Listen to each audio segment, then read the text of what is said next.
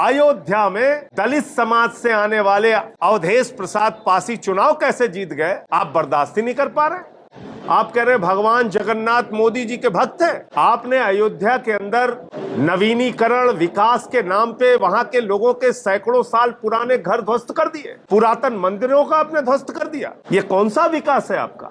अखिलेश यादव जी उत्तर प्रदेश के 5 साल मुख्यमंत्री रहे, अपना आवास खाली किया तो गंगा जल से धुलवा रहे हैं आप। कन्नौज में अपनी पत्नी के साथ मंदिर का दर्शन करने चले गए तो मंदिर आप गंगा जल से धुलवा रहे हैं। तो भारतीय जनता पार्टी के लोगों के मन में दलितों, पिछड़ों, आदिवासियों और अल्पसंख्यकों के प्रति एक दुर्भावना है और नफरत है।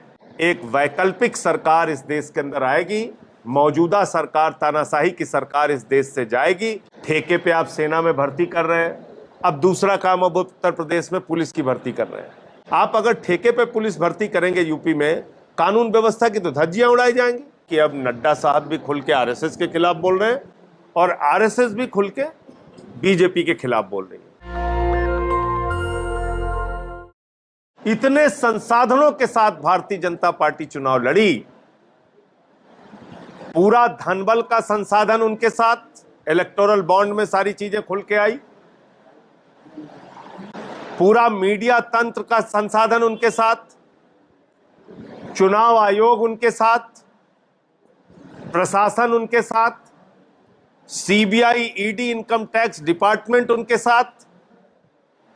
तो इतने तंत्र का इस्तेमाल करके भारतीय जनता पार्टी चुनाव लड़ रही थी और 240 सीटों पर सिमट गई।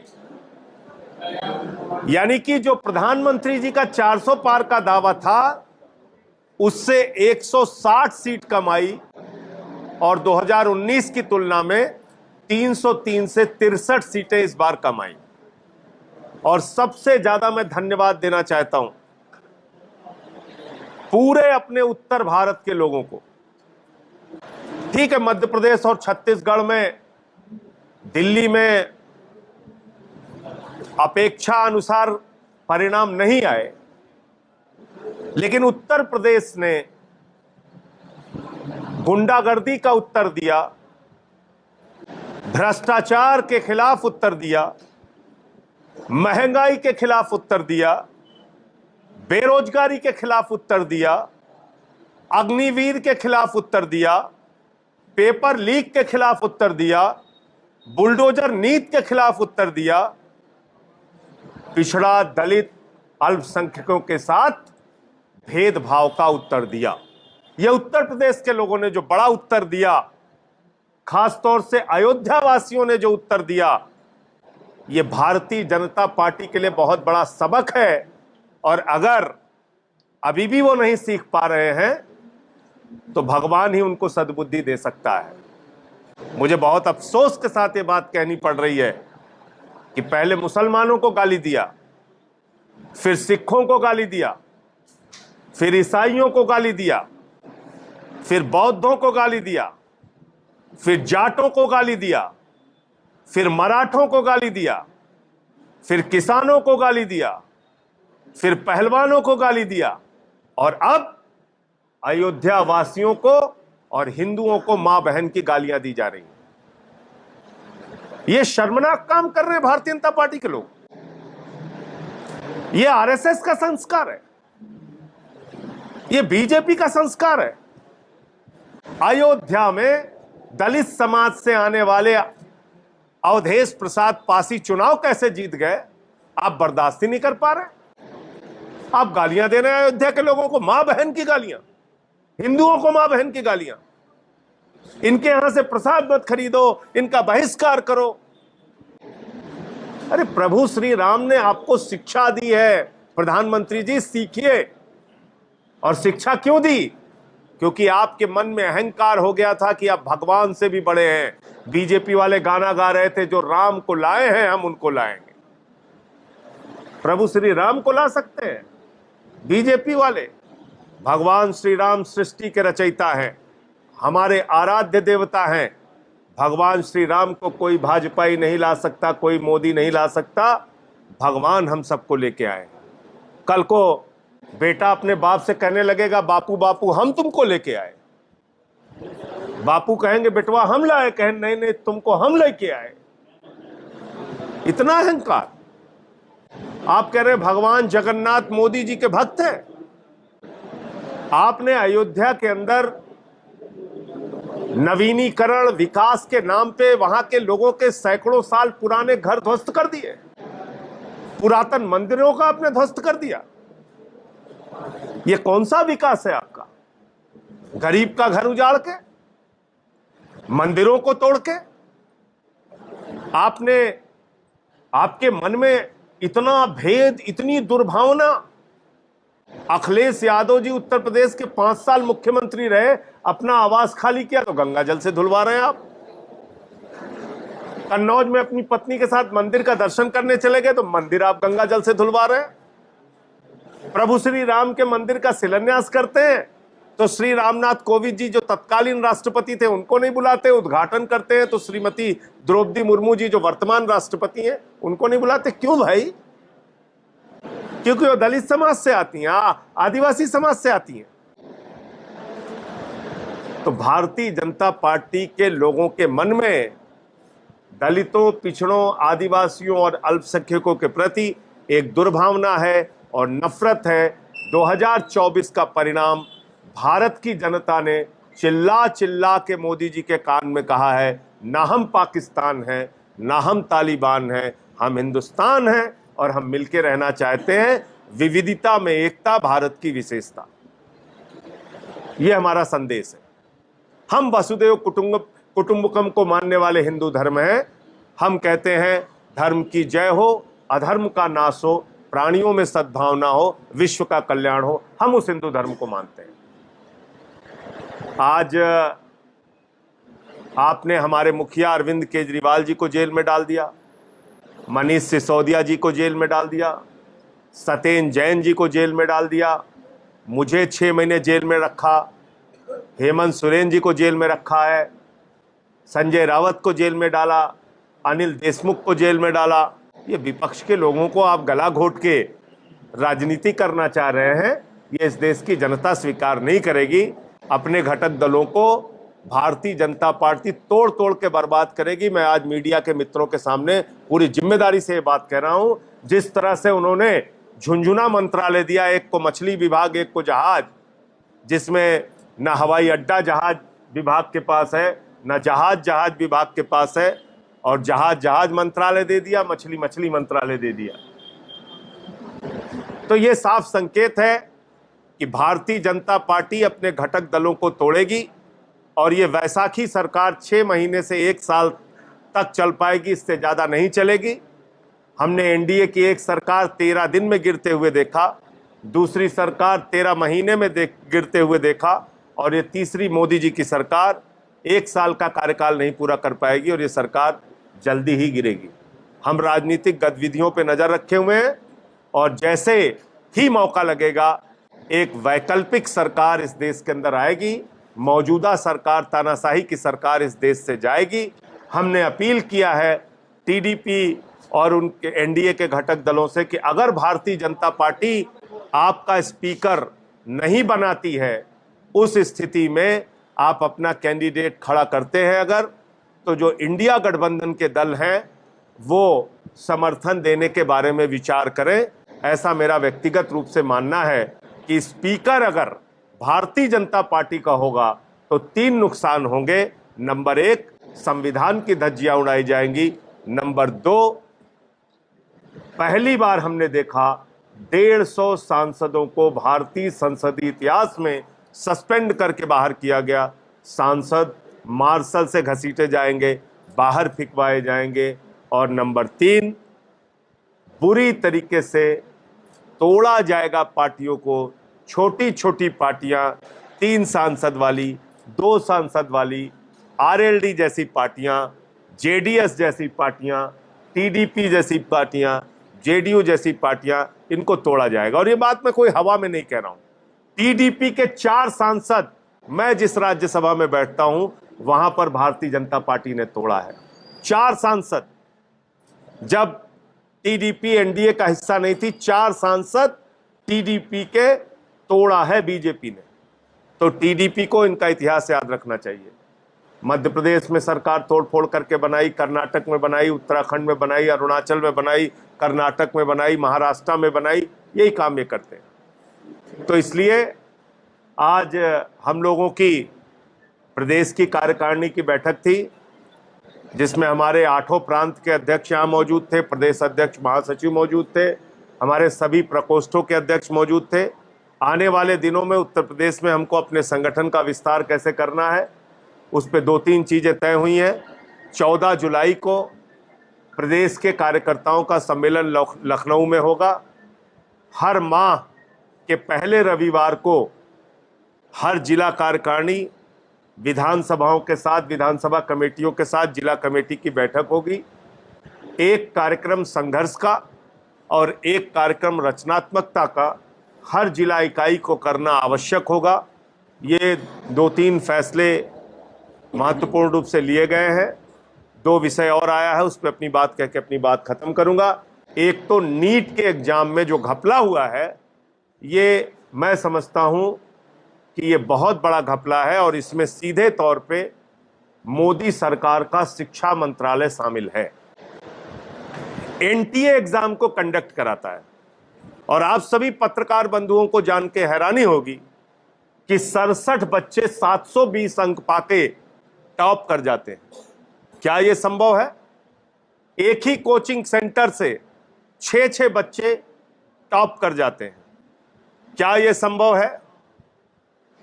एक बच्चे को 718, एक बच्चे को 719 अंक आ रहा है, जबकि एक प्रश्न छोड़ने पर 4 अंक कटता है, यानी कि अंक हो सकता है 716, और एक प्रश्न गलत करने पर 5 अंक कट सकता है, यानी कि अंक की संख्या हो सकती है 715, ना तो 718 हो सकता है, ना 717 हो सकता है, ना 719 हो सकता है। 716 और 715 तो हो सकता है, लेकिन नीट के एग्जाम में 718, 19 और 17 अंक हो ही नहीं सकता। तो ये बहुत बड़ा घोटाला है। और अगर आप आंख उठा के देखेंगे, नजर फिरा के देखेंगे, तो भारतीय जनता पार्टी शासित राज्यों में नीट का घपला, घोटाला, पेपर लीक का कांड हुआ है। तो इसलिए ये, जिसमें गुजरात का भी नाम आ रहा है, दूसरे राज्यों का भी नाम आ रहा है, ये बहुत बड़ा घोटाला है और बच्चों के साथ तो उनकी जिंदगी के साथ बहुत बड़ा मजाक है।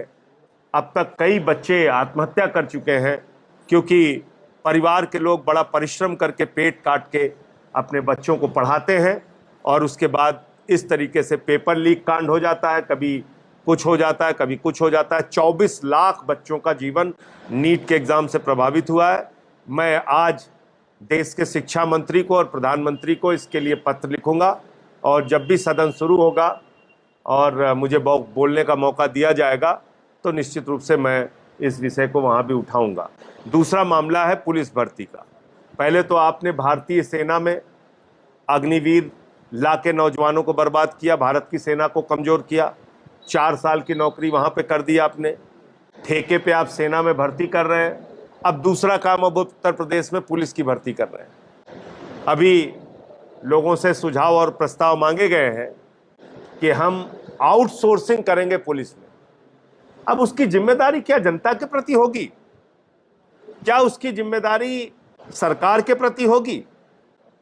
आप अगर ठेके पे पुलिस भर्ती करेंगे यूपी में, कानून व्यवस्था की तो धज्जियां उड़ाई जाएंगी।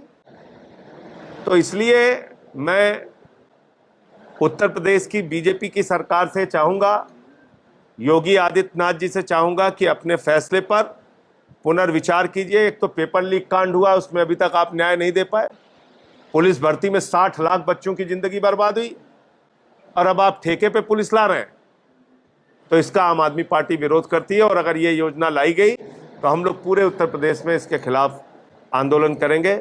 मुझे मोटे मोटे तौर पे इतनी बात कहनी थी। आपका जो भी प्रश्न हो आप पूछ सकते हैं। 2027 की तैयारी है संगठन की या मिड टर्म पोल के लिए, जैसा कि आपने कहा सरकार 1 साल में गिर जाएगी? देखिए, ऐसा है कि मिड टर्म पोल तो नहीं होगा, सरकार गिरेगी तो सरकार वैकल्पिक बनेगी, ये मैं आपको कह सकता हूँ।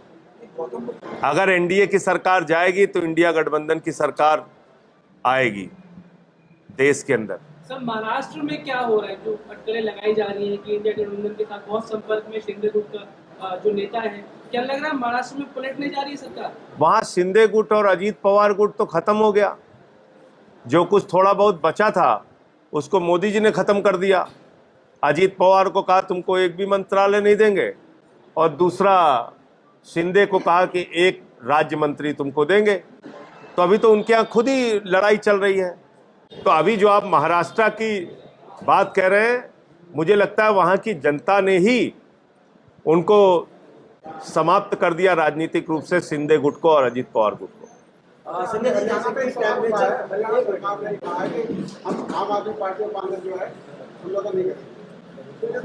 हरियाणा सरकार तो भैया बीजेपी की है। कांग्रेस के नेता ने कहा कि हम और आप विधानसभा में नहीं हो। किस नेता ने कहा है? मुझे उसके बारे में जानकारी नहीं। दिल्ली में आपने घोषणा करी, गोपाल राय जी ने कहा, दिल्ली में गोपाल राय जी ने कहा कि विधानसभा चुनाव में आम आदमी पार्टी कांग्रेस साथ नहीं है। तो प्रश्न ये है कि क्या उत्तर प्रदेश में भी गठबंधन आपका अलग अलग हो गया? देखिए, देवेंद्र यादव जी जो कांग्रेस के प्रदेश अध्यक्ष हैं, पहला बयान उनका आया, उसके बाद गोपाल राय जी का बयान आया। आम आदमी पार्टी की ओर से मेरा आधिकारिक बयान ये है कि हमारे मुखिया अरविंद केजरीवाल जी अभी जेल में हैं। जब वो जेल से बाहर आएंगे तो गठबंधन के बारे में फैसला लेंगे। अभी आप जो दिल्ली में परिणाम आए, इसको लेके पार्टी ने क्या समझा? नहीं, निश्चित रूप से हम इसकी समीक्षा करेंगे और जहां हमारी कमियां रह गई हैं उसको ठीक करने का काम करेंगे।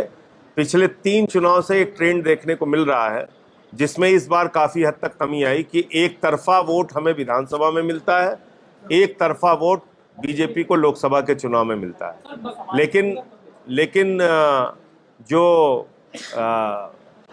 इस चुनाव में परिणाम आया है, हारे हैं हम 7 सीट, लेकिन पिछली बार की तुलना में अगर आप देखेंगे कई जगहों पे हमें 5 लाख, 5.5 लाख ऐसे वोट भी मिले आपको। मोहन भागवत जी ने भी एक स्टेटमेंट दिया, नागपुर में रैली की थी, मणिपुर हिंसा को लेकर के 1 साल से शांत रही है। और दूसरा इसी में एक स्टेटमेंट और था कि जो पार्टी का नाम नहीं लिया उन्होंने, अहंकारी बताया है, सेवा भाग नहीं बताया। इस पर क्या कहना चाहिए? देखिए, ये माँ बेटे का झगड़ा चल रहा है इस समय। आरएसएस जो है वो बीजेपी की मातृ संस्था है, और पिछले दिनों नड्डा साहब ने कहा कि जो अटल बिहारी वाजपेयी वाली भाजपा थी उसको आरएसएस की जरूरत थी, और मोदी जी वाली जो भाजपा है इसको आरएसएस की जरूरत नहीं है। तो मैं समझता हूं कहीं ये माँ बेटे के आपस के झगड़े का नतीजा है कि अब नड्डा साहब भी खुल के आरएसएस के खिलाफ बोल रहे हैं और आरएसएस भी खुल के बीजेपी के खिलाफ बोल रही है। मैं बड़ी विनम्रता पूर्वक भागवत जी से पूछना चाहता हूं, मैं तो सस्पेंडेड हूं मणिपुर के मामले को लेकर, तो 1 साल से जब वहां हिंसा चल रही है तो आरएसएस को पहले इस पे सचेत करना चाहिए था, सरकार को सवाल उठाना चाहिए था, जो कि उन्होंने नहीं किया। दूसरी बात, अहंकार तो सर्वविदित है प्रधानमंत्री जी का, ये किसी से छिपा थोड़ी है। वो कह रहे हैं स्वयं सेवक अहंकारी नहीं होता, तो स्वयं सेवक ही तो हैं प्रधानमंत्री जी। कौन स्वयं सेवक नहीं है? सभी अपने आप को कहते हैं हम आरएसएस के स्वयं सेवक हैं। तो इनमें इतना अहंकार है कि पूरे चुनाव में आपने इनकी भाषा देखी, कभी मुगल, कभी मदरसा, कभी मटन, कभी मछली, कभी मंगलसूत्र, कभी मुजरा, ये देश के प्रधानमंत्री की भाषा है। तो अगर उस पर कोई नियंत्रण आरएसएस ला सकती है तो उसके लिए कुछ सार्थक कदम उठाएं। ऐसे खाली कहने से तो मुझे नहीं लगता कोई काम बने। दोनों के बीच में कोऑर्डिनेशन का इस बार देखने को मिला क्या इस चुनाव के दौरान? देखिए, जब नड्डा साहब खुद ही कह रहे हैं कि अब हमको आरएसएस की जरूरत नहीं है, तो मुझे लगता है थोड़ा बहुत तो स्वाभिमान जगा होगा, आरएसएस के लोगों ने साथ नहीं दिया होगा चुनाव। संजय सिंह जी, मेरे 2 सवाल हैं। पहला, अभी आपने हाल फिलहाल में बयान दिया कि जो टीडीएस का स्पीकर बनना चाहिए वरना संविधान खत्म हो जाएगा। टीडीपी का? हाँ, टीडीपी का, उसका वरना संविधान खत्म हो जाएगा। तो आपको ऐसा क्यों लगता है, जब इंडिया गठबंधन के भी बहुमत अपना है लगभग अगर माना जाए, तो आपको ऐसा क्यों लगता है कि संविधान खत्म हो जाएगा? देखिए, पिछली जो सरकार थी उस दौरान आप लोगों ने ही देखा था कि भारतीय संसदीय इतिहास में 52 से लेके अब तक कभी भी 150 सांसदों को सस्पेंड नहीं किया गया। और इस दर्द को मैं इसलिए समझ सकता हूं कि सबसे ज्यादा सस्पेंशन झेलने वाला व्यक्ति मैं हूं। मुझे मार्शल से घसीट घसीट के बाहर करवाया गया जब मैंने किसान का मसला उठाया, मणिपुर का मसला उठाया, जब भी मैंने बोला। और मुझे कई बार सस्पेंड किया गया। मुझे कहते हैं बीजेपी वाले 56 बार बेल में आए। मैं क्यों? अपने लिए थोड़ी गया था। 150 सांसदों को सस्पेंड करना ये इस बात का संकेत है कि अगर स्पीकर बीजेपी का होगा, कोई भी अनाप शनाप बिल लेके आएंगे लोग, संविधान की धज्जियां उड़ाएंगे, विपक्ष का जो व्यक्ति बोलेगा उसको पकड़ के बाहर करेंगे। मैं ये बात कह रहा हूं। इंडिया गठबंधन की 200 से गौतम बुद्ध नगर में अपने जिलाध्यक्ष की 200 से अधिक है तो 200 को बाहर कर देंगे भाई। अगर 200 से अधिक है उनको क्या, जब वो 150 को कर चुके तो 200 को बाहर कर देंगे। जिलाध्यक्ष का पद आपका पेपर पे खाली है, क्या संगठन के बदलाव को लेके वो एक दुर्भाग्यपूर्ण बात हुई। पिछले दिनों हमारे जो जिलाध्यक्ष जी थे उनका निधन हो गया बीमारी के कारण। तो हम लोग जल्दी ही यहाँ के भी जिलाध्यक्ष और बांदा के जिलाध्यक्ष, 2 हमारे जिलाध्यक्ष की मृत्यु हुई। तो संजय जी, क्योंकि दिल्ली में जल संकट बहुत ज़्यादा चल रहा है, तस्वीरें ऐसी ऐसी आ रही है कि कहीं ना कहीं देश बदनाम हो रहा है पूरा स्तर पे। आरोप लग रहे हैं कि फेलियर है आम आदमी पार्टी का, बीजेपी का आरोप लग रहा है। इस पर क्या कहेंगे? देखिए, इस पे हमारे माननीय सांसदों को भी सवाल उठाना चाहिए जो अभी जीते हैं। चलो ठीक है, आपकी हमसे राजनीतिक लड़ाई है, लड़िए, लेकिन दिल्ली की जनता से तो आपकी कोई लड़ाई नहीं है। जो पानी हरियाणा से, जहां भाजपा शासित राज्य है, हरियाणा से जो पानी बीजेपी सरकार से हमें मिलना चाहिए नहीं मिल रहा है, और वो ऑन रिकॉर्ड चीज है, कोई झूठी बात नहीं है। तो उस पानी को दिलाने में बीजेपी के सांसदों को हमारी मदद करनी चाहिए। राजनीति को एक तरफ रखते हैं, पानी पिलाने से तो ज्यादा पुण्य का काम कोई नहीं हो सकता। हिमाचल पानी छोड़ रहा है, हरियाणा पानी नहीं छोड़ रहा है। तो ये कष्ट है, ये पीड़ा है जिसकी वजह से आज पानी की समस्या। हाँ, बात कर रहे हैं और हम लोग कोर्ट में भी गए। नेशनल दस्तक की आपसे गुजारिश है कि अगर इसको बचाना चाहते हैं तो नेशनल दस्तक को सब्सक्राइब करने के लिए रेड कलर के सब्सक्राइब बटन को दबाएं, फिर बेल आइकन की घंटी दबाएं। नेशनल दस्तक को बचाने के लिए बहुत जरूरी है कि हर खबर को शेयर करें, लाइक करें, कमेंट जरूर करें।